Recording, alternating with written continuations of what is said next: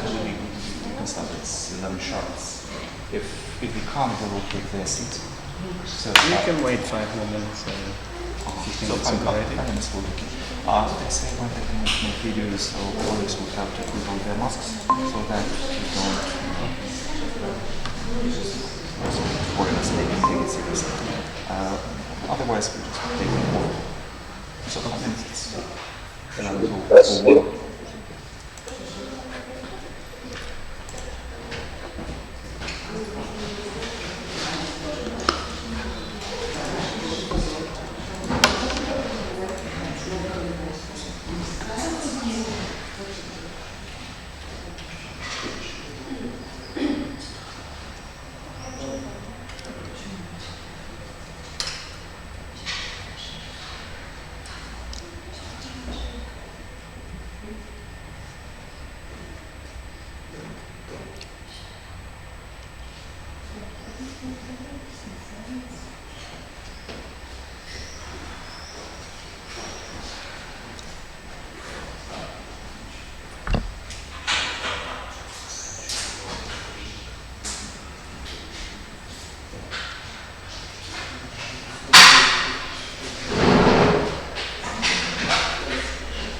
Sit down.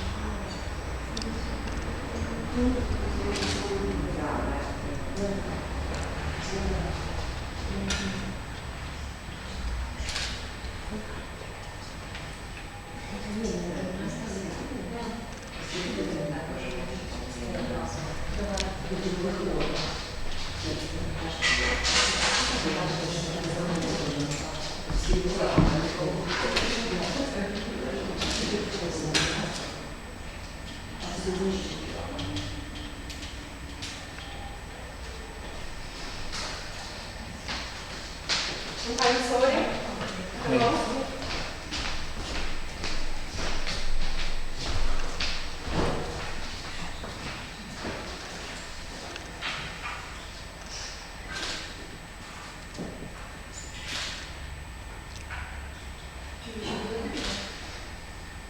Yes.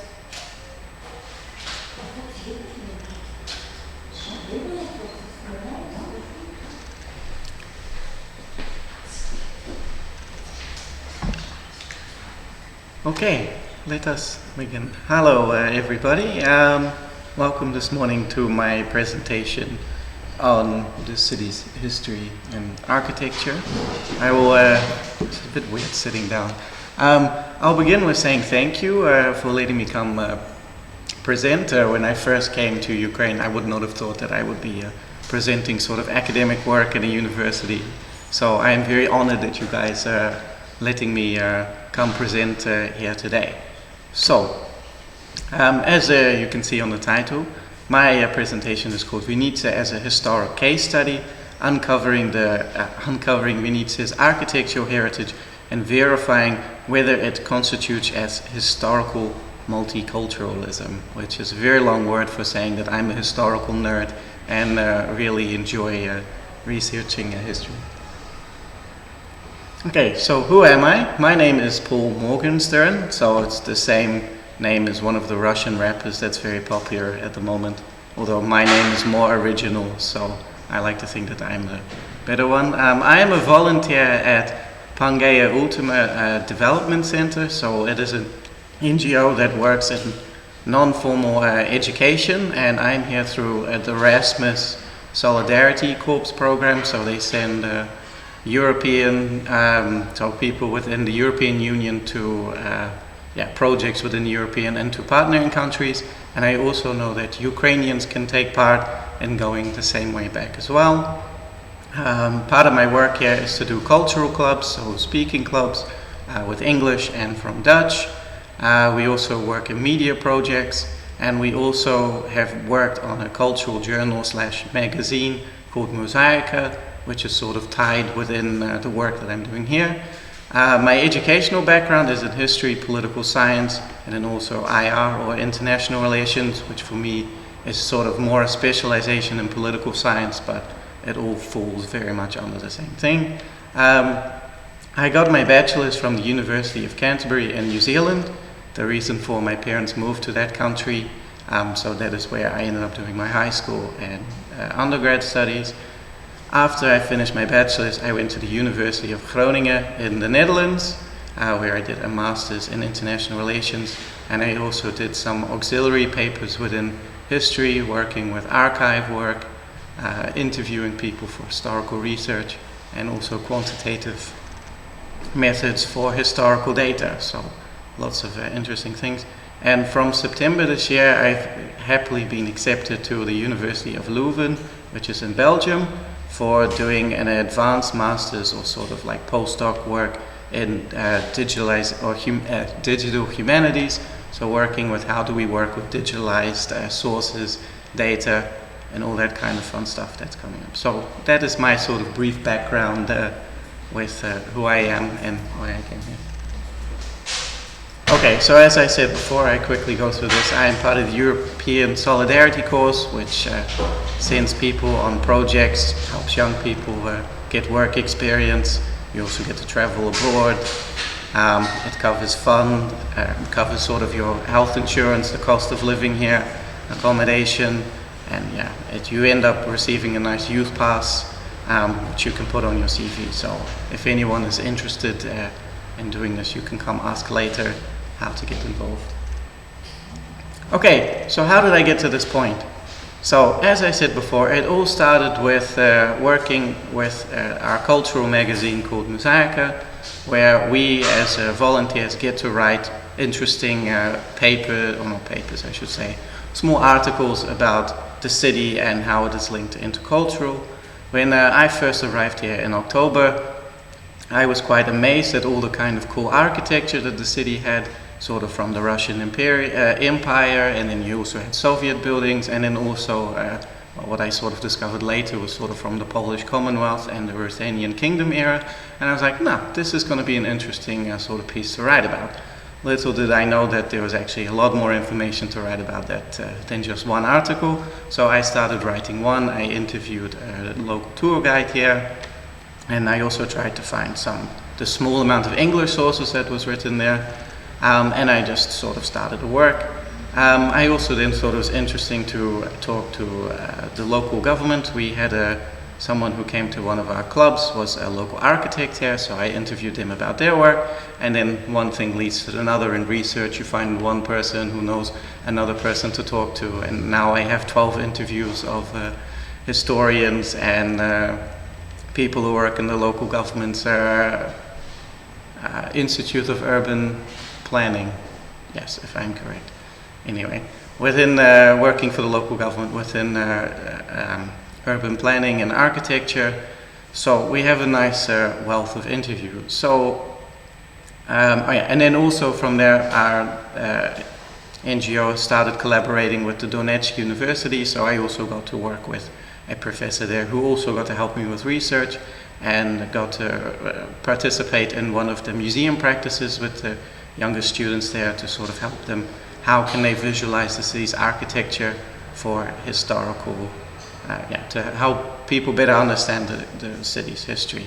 And I'm also then working with, which is more sort of where this research fits into, with someone I interviewed who's working with the City Council's intercultural strategy, which is sort of trying to push the multiculturalism and how to make the city more attractive to foreigners, hence sort of a bit the topic of looking at multiculturalism within the city's history. So that is the kind of brief overview of how we got to this point. And now I could also add working with your university and trying to explain, inspire people to help visualize the architectural history and the very unique city that you have here. I was very blown away by just how complex and intriguing the city is.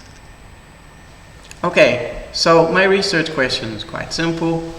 Is the city of Venetia's architecture and urban planning landscape evidence of historical multiculturalism? So, in short, that seems a very easy question. In reality, it is a bit more complex. So I apologize to the people who more with the tour guiding here. This is a bit more academic theory on how we can justify saying that the city has historic multiculturalism. So, a framework of analysis and methodology. So, when in academia you want to sit there and say a word means something, you have to first figure out how everyone else has used this word. And with a word like multicultural or multicultural, this is difficult because there's no real definition as what we have in physics or chemistry, where we say gravity equals this and that's the end of the discussion. Within arts, one thing is that it's nice, you can come up with your own definitions.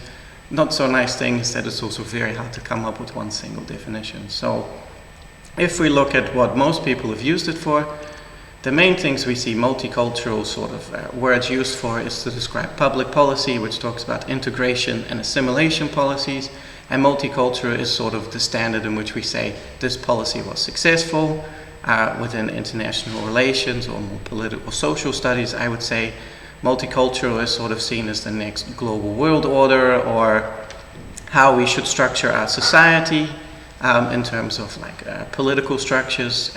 Sort of goes hand in hand with democracy. We also see it being used a lot with race relations, minorities within societies, and that sort of thing. There's a large chunk of research that's also done around identity politics, so how identities is influenced within politics, sort of very similar to the number two around the sort of structures within global politics. It's very much linked. We also have it surprisingly also in psychology. This I was a bit surprised in, where they talk a lot about how that within multiculturalism we see positive cognitive functions within people's behavior around each other. I didn't read too much further into it, but it's also in psychology. And there's also a lot of it in education policy about how multicultural education and diversity is very good for classrooms and schools and giving people a rich education. So, long story short, there was one article that if anybody does want to do further research using the word multiculturalism, I would highly recommend this article, a review of articles on multiculturalism in 35 years of the IJIR, which is the International,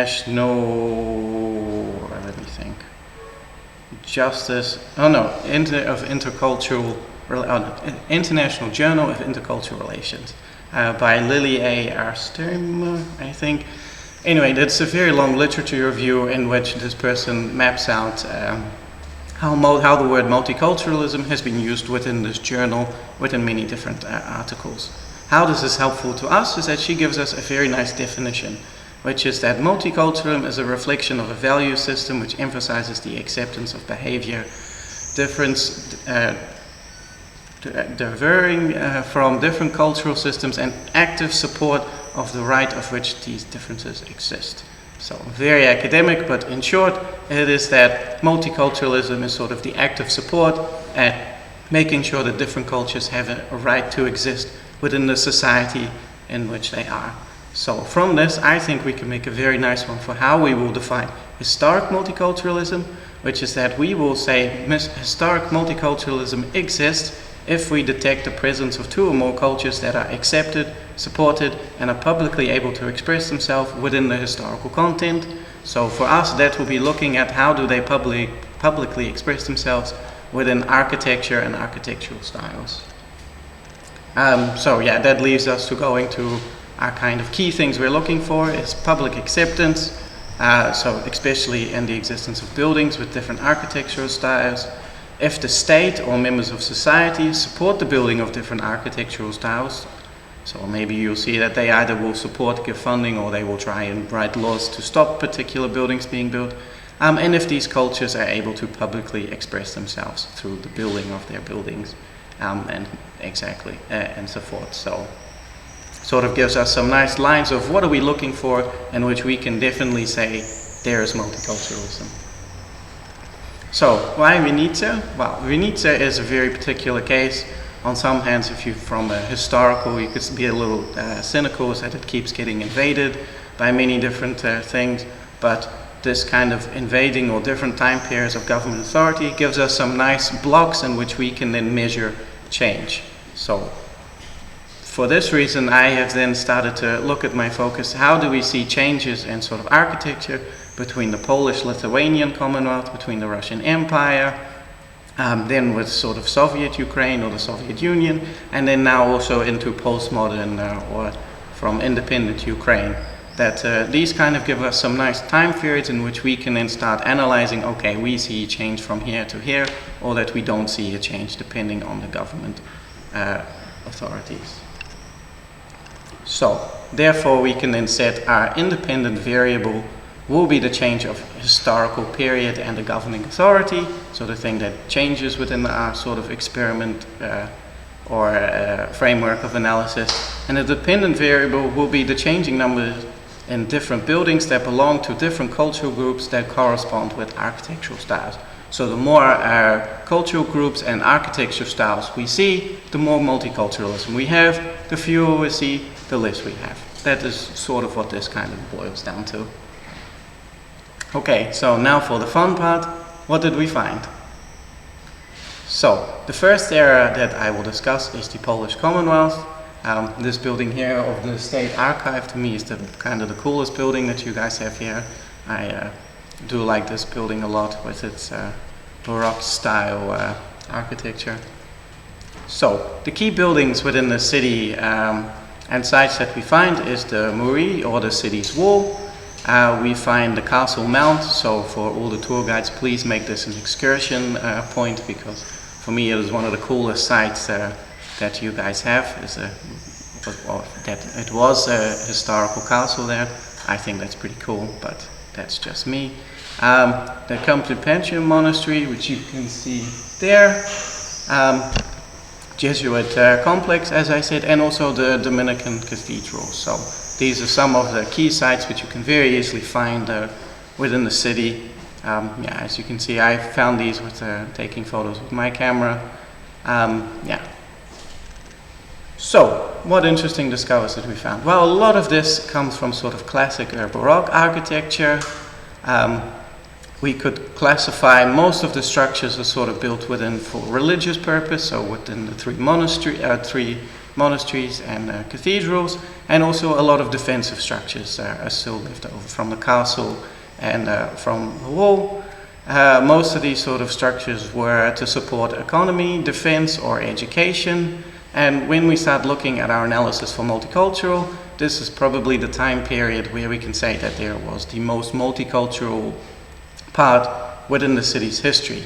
And the evidence we use to back this up is the fact that we had three monasteries all living very close to each other. The Catholic with the Jesuits, we had the Dominican cathedral that was also there, and then also the Orthodox, which were all sitting nicely next to each other. And then the three religions would then use the architectural styles on their churches to sort of show and differentiate who is who, which then fits into our sort of our last one, like could they express themselves? Yes, they could do it very easily and without a lot of fear of retribution. The other interesting thing we can say is that different parts of the community were given different sections of the wall to hold up the defense. which is quite unique. This is not really seen in Europe from my understanding, that different communities were told you have to then build this part of the wall. So you see a lot of living together, and then also with the defensive structures that people, I'm not sure if there's any different architectural expressions within the wall, but maybe that's for a later archaeological find to be found. And the third piece of evidence that I will give that there is strong historic multiculturalism is a quote that I got from one of my interviews, which is that the Polish nobility liked to do three things, which was to fight, to hunt, and to write poetry. And because of this, they were not really present in actually the day-to-day governing of their territories, which they then left this up to middlemen, or to sort of, you could say, in a more, within our kind of political science work, a sort of middle class, which was made up mainly of more minority communities, such as the Jewish or German cultures within there. So then again, you have different cultures also being accepted within society and built into the actual local authority. And then from there, they would have had privileges in building certain things their way to differentiate themselves. So those would be the 3 points that I would make, in which we can say that within this time period that there was definitely historic multiculturalism, given our definitions of how we define it. So the next period that we will deal with is the Russian Empire. It's also a very nice building. I think this was the first eye-catching building that I saw in the city, which also has a very similar similar case to the Polish Commonwealth area. So some of the key buildings that we have is Artinov Stairs, Mayor Oladov's house, the Savoy Hotel, City Theatre, Water Tower, the college, which is now the Economic University, and then the town hall, or sort of city council, depending how you want to translate what that was. So I think for many people these are quite normal buildings which everyone sees. This is the most popular time period, which everybody knows everything about, which is quite cool. Okay, so the interesting features and things that I'd like to say about this is that you have a lot of neoclassical architecture. A lot of this kind of architecture came from St. Petersburg, because Artinov and also a lot of his kind of chief engineers studied in the city, and therefore it's not surprising that a lot of this sort of like resemblance, or at least for me, I definitely saw that as well, sort of comes from that kind of style, which you see from there. And then the St. Petersburg style came from the Renaissance within Europe.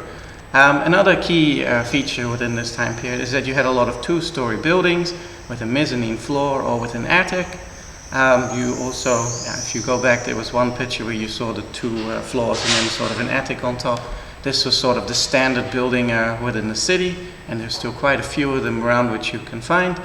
Another important point to put out is that there was a great division between rich, middle class, and poor during this area.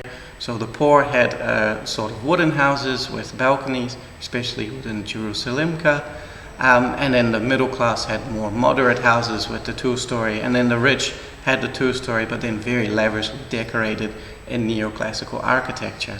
And this is then also a very maybe problematic within our sort of research, that wealth plays an even more greater factor in the development of architecture in the city than maybe necessarily multiculturalism does, that people want to sort of express it, but more who actually had the money. But then that also kind of strengthened it, because it means that not only one cultural group had all the money and all the power, and it was a lot more spread throughout the community. An important community that we will get to in the next few slides is the Jewish community. The historical evidence of the Jewish community is really the strongest point in which we can say that there was a lot of multiculturalism, especially within the Polish and the Russian time periods, because you had a very strong community that could express themselves very strongly through architecture, and I think even today you can find a lot of their buildings still sitting there. Another key piece of evidence that we have for this time period for saying that it was indeed historic multiculturalism is that Artinov can be described as sort of a pre-urbanist, or someone looking at sort of urban planning and not just trying to build a pretty building. And he also looked after a lot of the community's needs, and not just sort of one, but tried to tailor his building projects to what is most effective to certain communities, and also the architecture styles within it. And I think it was the synagogue that, let me think, that was built close to the villa of the other famous Jewish person, which he then specifically tried to design to be more Arabic, coming from Spanish architecture, if I'm not mistaken, to try and fit the needs of the Jewish community, rather than just sort of building a standard building in the architecture style of today. So that gives us sort of nice evidence to build up that we are correct in saying that it is multiculturalism. So, as I alluded to, the Jewish community in the city is during the time period of the Polish Commonwealth and the Russian Empire really does strengthen our ability to say that there was historic multiculturalism, as this is the major kind of second community or second culture within the city's kind of like governing authorities culture that really stands out, especially in architecture. So if we want to sort of give one piece of evidence that why we say that there was historic multiculturalism, it's because of the strong Jewish culture. And the reasons I'll explain in a minute. So the key buildings of the Jewish community is the house of Altman, which you can still see. They had 3 synagogues, one on the main street of Soborna, this one close to, and then there's another one is close to the Donetsk history department, which is now a boutique shop, which you can still see sort of the remnants of the architecture. And you also have a lot of sort of these wooden houses here with balconies, which is sort of more specifically tied to sort of the Jewish community, because they needed these balconies for their religious practices, that once per year they needed to make a sort of tent thing on their balcony so that they could look up into the heavens and the stars. And yeah, that was part of their ritual. So then again, that then comes to our kind of points we're looking for. They're able to express themselves openly in public also, and we can see that also with evidence of architecture. So that's all very good for our research and saying that we are correct. Next. So, key features that we find here is the tower for praying, which I think in the first slide you can see very nice on the one building in Soborna Street. So yeah, it's very obvious that you can see that, so that sort of ticks our box for openly or publicly expressing themselves through architecture. Most of the buildings you could say are either religious, living or business.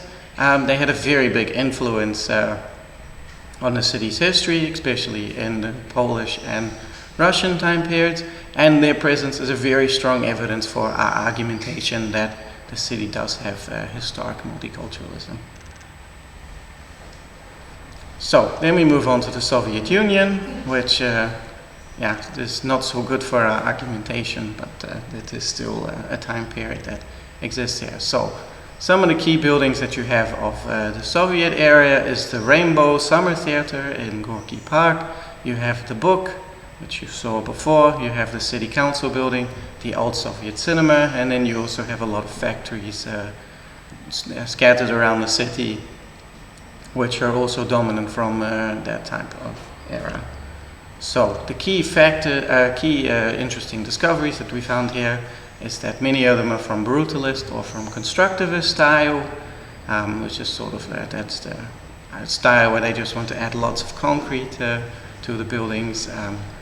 Many of the buildings were built in the sort of for industry or for efficiency. Soviet architecture is a big fan of making everything as efficient as possible. One interesting thing that I discovered, which I didn't previously know before beginning this research, is that many of these Soviet buildings actually had dual functionality. Is that many of them were purposely designed to be very big with wide open spaces, so that you could have public gatherings, you could have speeches, parades, and all sorts of things to try and build this kind of Soviet inclusivity, that everyone would be allowed into the building and that no one was left outside of the building. So I think that's a very interesting sort of factor in a lot of these buildings, which we sort of seem to forget when we look at the sort of brutalistic nature of some Soviet buildings. Another key thing that is within Soviet architecture is dominating the landscape. to show strength and stability.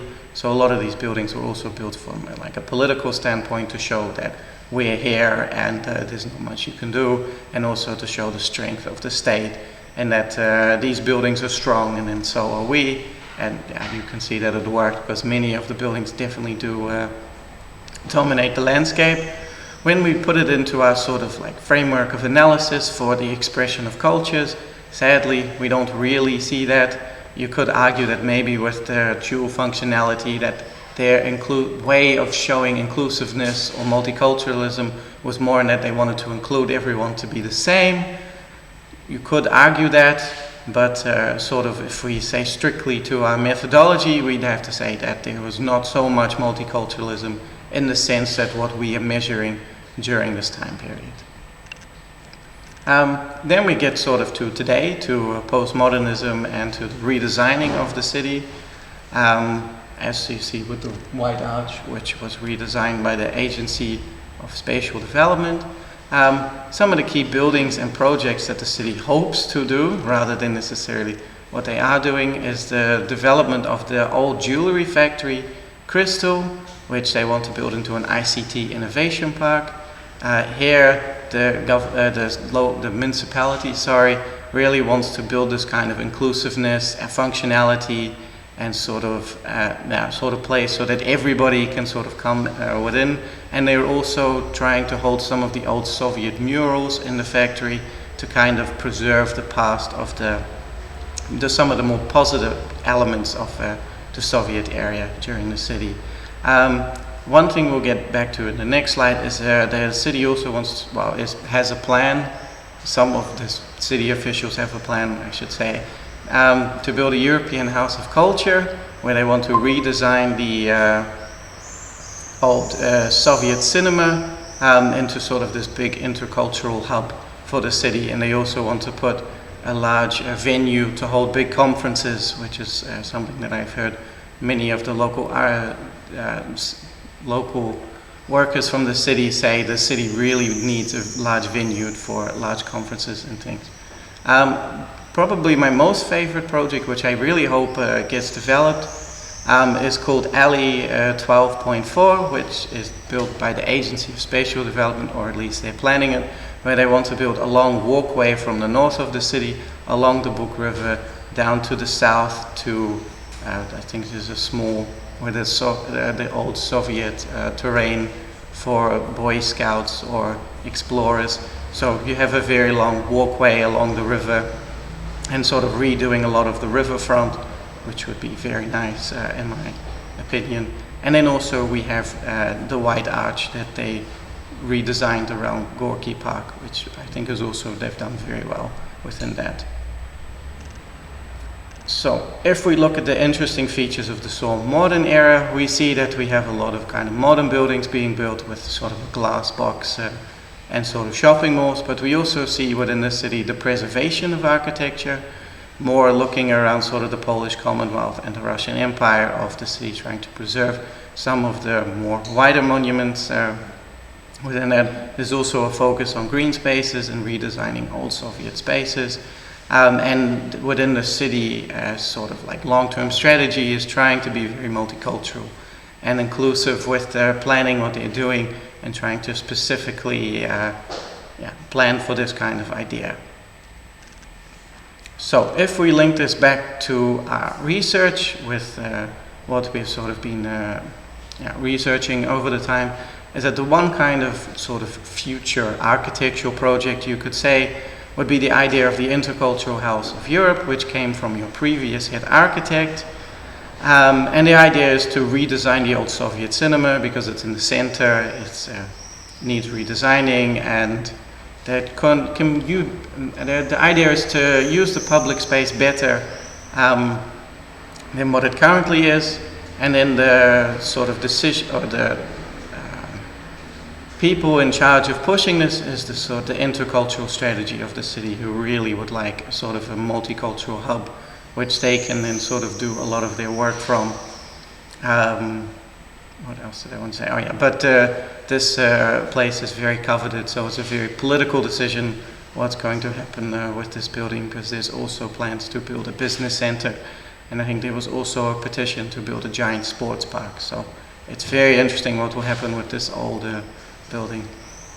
But if we link back to our Intercultural House of Europe, the idea, as we say, is to build a hub of intercultural activity. The aim of doing this will be to build co-working spaces for education or workshops. The Polish consulate offices are proposed to be hosted there, and the hope is that other minority groups will also be able to use the space as well, which if we were then to link into our framework, we see that there is even just now one building being built to sort of publicly sort of to accept different communities and sort of cultures, to then give them space in which they can sort of do activities and things like that, and then also to openly express themselves with the building holding even a consulate office, which I would say is sort of the larger expression of being able to express your own cultural identity within the city. So if this structure gets built and we sort of revise this research, this would then become very strong evidence for, in an independent Ukraine era, of the strongest evidence we have for saying that we see historic multiculturalism, or within sort of our day and age, just multiculturalism, given the definitions that we have built. So, to conclude, was there historic multiculturalism? I would say yes. There's a lot of evidence within at least the Polish Commonwealth, Lithuanian Commonwealth era, and the Russian Empire, especially with the Jewish community, that we have very strong, using this framework, to say that yes, we can see historic multiculturalism. Unfortunately, in the Soviet Union, this is a little less, due to sort of the way that they were building architecture, or the way they were designing buildings, their architecture, and also a lot of their ideology. And now if we bring it into the 21st century, we can see a revival of the idea that architecture is once again being used to show this sort of historic multiculturalism, which we can trace within the city. Yeah, so that's my presentations. Are there any questions? And, yeah, thank you for your attention. So do you think, can I ask you a question? Yes. So what's the alternative for multiculturalism? Do you think there are lots of monocultural places in this small world now? I think that you would have two ways you could answer that. You would have either one with monocultural, where you just have one predominant culture within the area. I would say you'd find this more and more isolated communities, such as communities in mountain regions or on islands, where there's just no real interaction with other cultures in which to mix.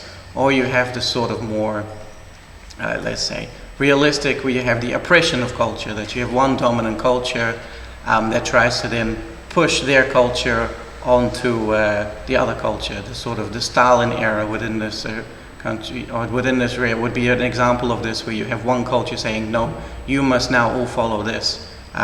Examples in Europe, you could say the Catholic Church was also very strong at saying, this is the one culture we have, the one religion, and everyone must follow that. So I would say that it would go to either one of those two, and then with a more sort of multicultural areas, we unfortunately see the more violent with one culture trying to dominate the other, rather than just a culture that just has had no kind of intermix. But personally, I think that historically we are far more multicultural than we sort of, I don't know, not necessarily want to believe, but have sort of had our history being taught to us within the nation-state idea, that you have a nation-state and therefore a culture within a nation. If we look back into many nations, most of them are all made up of many cultures. I think Europe is probably one of the strongest examples where our countries do not make any sense culturally whatsoever. They are built by kingdoms, and every European country has 3 different countries within that one country. So I would say the multiculturalism is more the standard norm, and that's sort of the more trying to jostle for, you could say, cultural hegemony is more when we unfortunately see sort of the relapse from the multicultural thing. I have a question. Yeah. So you've been here for a year or so? Yes, I got here on the 15th of October last year. You know, some places of this town, city, have been named after some places, famous places in the world. Thus, the center of the city is known as Paris. Mm-hmm. One presidential area is known as Korea. I don't think they have to do with multiculturalism, but still, we have studied architecture of the city. Do some parts of the city remind you of your native place? Which part of the city could be called Amsterdam, the Netherlands, the Hague, New Zealand? New Zealand. Now, if I talk about New Zealand, I think that Ukrainian countryside reminds me the most of New Zealand, especially when you go into the small villages, the way everyone lives. That's very similar. It feels a lot like my childhood on many aspects. In terms of the city, I mean, for me, it reminds me more of my trip to St. Petersburg, and then also sort of within Paris. That kind of architecture is very apparent, that you can sort of see like, whoa, yeah, I've seen this before. It reminds me of this and this. In terms of Dutch, not so much, I have to be honest. I think they have one bit on Sabona Street, which is called the Amsterdam windows or something related to Amsterdam, with the way that the houses are painted, but to me it doesn't really feel super Dutch or something like that. But it is very nice to see that your culture is painted on the walls. Other question, the last one. What do you think is the ugliest building in the city? The ugliest, if I'm really honest, the city council building, that communist, but I think everyone agrees on that one. That's really sore on the eyes when you first look at it. Is about to continue. So there are some places which people of the city find really ugly, especially these examples of Soviet European architecture. So what is your idea? What can be done with these buildings? Should they be redesigned or demolished, or what can be done? What would you do? What would I do? I would do what I have heard from many of the architects of the city, which is that they want to redesign them to fit another functional purpose. The Crystal Jewelry Factory is an example where the city has got at the moment a huge ICT boom, where ICT is becoming a very major part of the city's economy. It helped to increase everything, and they're now just redesigning an old building to meet that need. Maybe they don't make it look as pretty as some of the Russian imperial buildings, but I think this idea of trying to redesign the sort of like not so nice buildings into something that at least can be very useful would be the way that I would go into practically trying to solve that.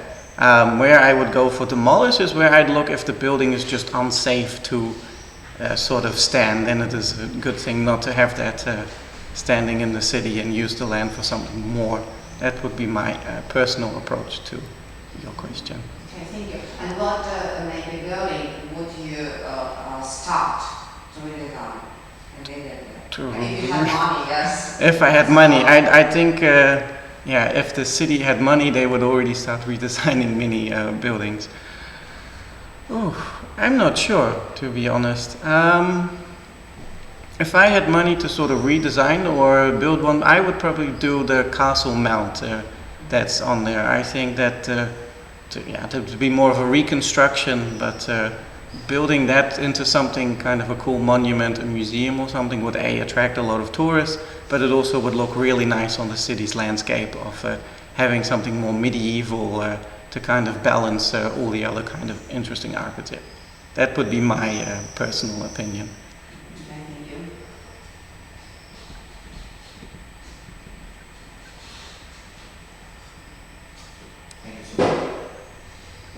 Okay. So thanks for this talk, guys.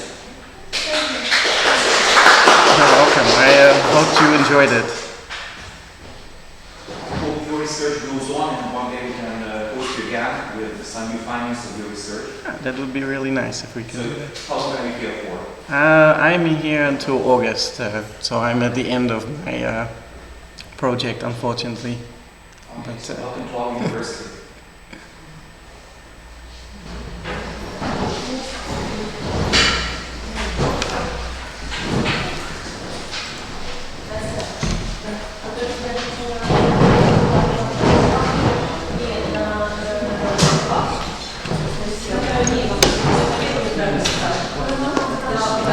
It's teachers.